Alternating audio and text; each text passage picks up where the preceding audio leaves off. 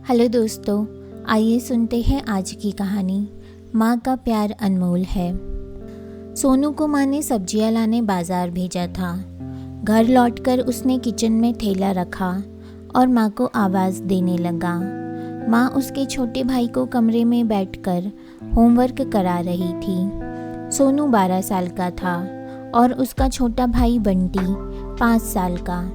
बड़ा होने के कारण माँ उससे घर के छोटे मोटे काम करवाने लगी थी, जैसे दुकान से सामान लाना, बाजार से सब्जी लाना, बगीचे की साफ सफाई करना, अपनी साइकिल धोना, अपना कमरा साफ करना, अपने कपड़े प्रेस करना। सोनू काम तो करता, लेकिन उसके मन में हमेशा रहता कि मुझे इतना काम करना पड़ता है और इसके बदले मुझे कुछ भी नहीं मिलता। आज उसने सोच रखा था कि इस बारे में अपनी माँ से बात करेगा, लेकिन उसकी हिम्मत ही नहीं हुई। इसलिए उसने एक कागज़ में सब कुछ लिखकर माँ को देने का मन बनाया। कुछ देर बाद वह कागज़ लेकर कमरे में गया, जहाँ उसकी माँ बंटी को होमवर्क करवा रही थी। उसने चुपचाप कागज़ माँ के सामने बढ़ा दिया और माँ के कागज़ लेते ही कमरे से बाहर आ गया। माँ कागज़ पढ़ने लगी।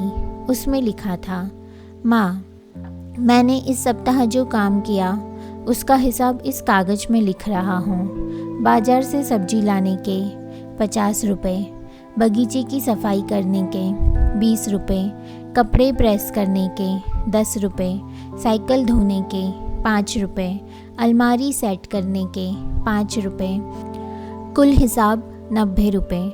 माँ, मुझे इन कामों के जो भी पैसे बने हैं वो पॉकेट मनी के रूप में चाहिए। आखिर कोई भी काम मुफ्त में नहीं किया जाता। आपका बेटा सोनू। माँ बेटे का मैसेज पढ़कर मुस्कुराई, फिर एक कागज़ पर कुछ लिखने लगी। कुछ देर बाद वो आंगन में गई, जहाँ झूले पर सोनू बैठा हुआ था। माँ ने कागज़ उसके आगे बढ़ा दिया। सोनू ने कागज़ लिया और पढ़ने लगा। कागज़ में लिखा था, बेटा, तुमने अपना हिसाब दिया, अब मेरी बारी है। ये मेरा हिसाब। 9 महीने मैंने तुम्हें अपनी कोख में रखा, उसकी कीमत कुछ नहीं। तुम भूखे होते थे तब तुम्हें अपना दूध पिलाने की कीमत कुछ नहीं। तुम छोटे थे तब तुम्हारा ख्याल रखने की कीमत कुछ नहीं। तुम्हारे बीमार पड़ने पर रात रात भर जागकर तुम्हारी तीमानदारी करने की कीमत कुछ नहीं। इन सबसे बढ़कर तुम्हारे लिए मेरे प्यार की कीमत तो लगाई ही नहीं जा सकती। वो तो अनमोल है।